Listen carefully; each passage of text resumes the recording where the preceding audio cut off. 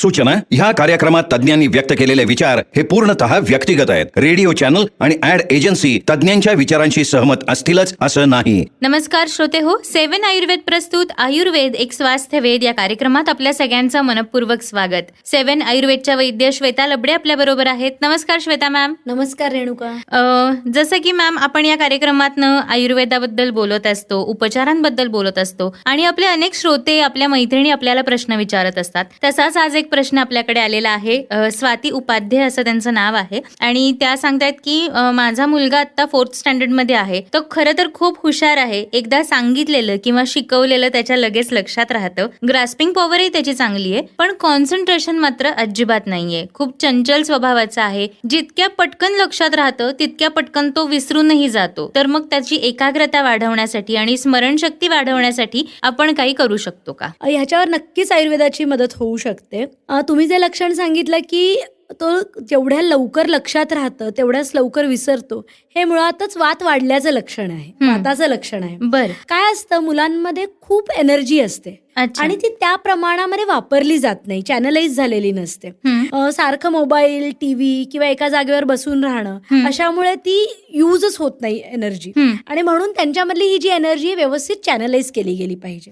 आता या सगळ्यासाठी सर्वात प्रथम व्यायाम स्थैर्यकराणाम असं म्हटलेलं आहे. बरं. तर व्यायाम हा शारीरिक आणि बौद्धिक दोन्ही असला पाहिजे.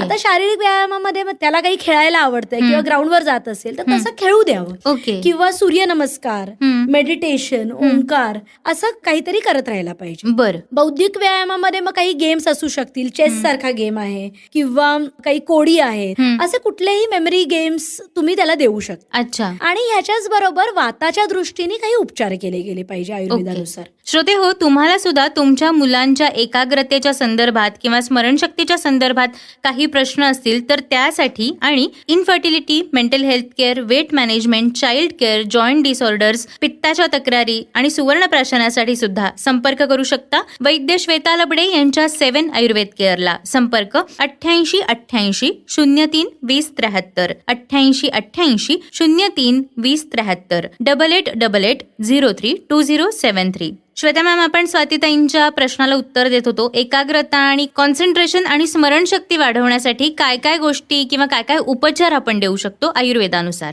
आता जसं मी व्यायामाबद्दल बोलले, तसंच वात जेव्हा वाढतो तो कमी करण्यासाठी तिकडे तेलाची गरज असते. बरं. मग अशा वेळेला ह्या मुलांना संपूर्ण शरीराला औषधी तेल लावणं, त्याला आपण अभ्यंग म्हणतो.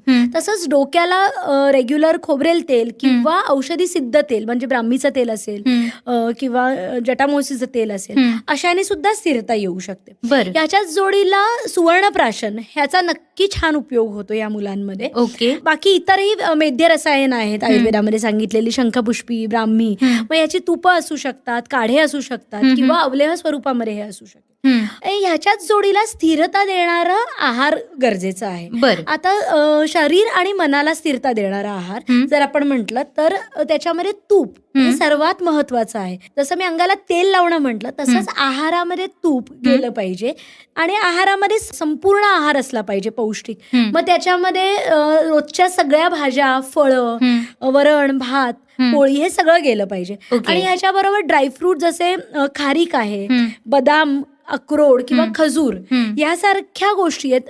तसंच नारळ जो स्निग्ध आहे, पौष्टिक आहे आणि स्थिरता देणार आहे, या सगळ्या गोष्टीचा समावेश करणं गरजेचं आहे. आणि ह्या सगळ्याबरोबरच मुलांच्या आवडीनुसार त्यांना मोबाईलची जी वेळ आहे हा डेडिकेटेड टाइम दिला आणि तुम्ही प्लॅन केलं त्यांचं शेड्यूल, तर नक्की त्याच्या या लक्षणामध्ये फरक पडू शकतो आणि त्याचं कॉन्सन्ट्रेशन आणि स्मरणशक्ती दोन्ही वाढतील. ओके. मला वाटतं स्वातीताईंना त्यांच्या प्रश्नाचं उत्तर मिळालंच असेल.